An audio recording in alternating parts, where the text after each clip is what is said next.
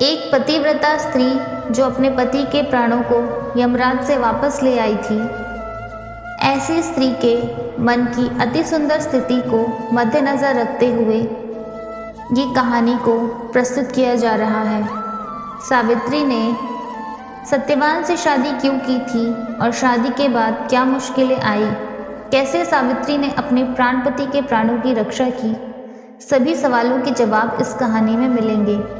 Savitri mother देश के राजा अश्वपति की पुत्री थी। जब वह बड़ी हुई तो उनके पिता से कहा, अब तुम विवाह योग्य हो गई हो, इसलिए खुद ही अपने वर का चुनाव कर लो। सावित्री अपने पिता से बहुत प्रेम करती थी। वह अपने पिता के पास ही रहना चाहती थी।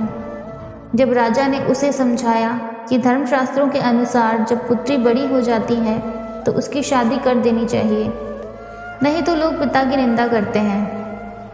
यह सुनकर सावित्री अपने लिए पति की खोज में निकल पड़ी।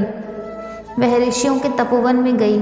कुछ दिन बाद वह अपने देश वापस आई और पिता को बताया कि उसने सालब देश के राजा के पुत्र, जिनका पालन पोषण जंगल में हुआ है, जिनका नाम सत्यवान है, उन्हें मैंने अपने पति के रूप में स्वीकार कर लिया है।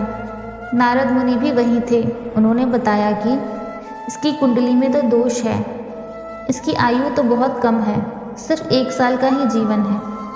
मगर सावित्री ने कहा कि मैंने इन्हें ही अपना पति मान लिया है, मैं उन्हीं से शादी करूंगी। तब सावित्री और सत्यवान का विवाह रीति रिवाज और शास्त्रों के अंतर्गत कर दिया गया। समय गुजरता गया। नारद मुनि द्वारा बताया गया दिन नज़दीक आ गया। केवल 4 दिन बचे थे।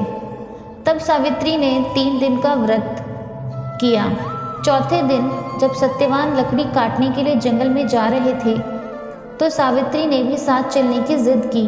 सत्यवान के समझाने पर भी वह नहीं मानी और जंगल में साथ चली गई। लकड़ी काटते काटते अचानक सत्यवान की तबीयत बिगड़ने लगी।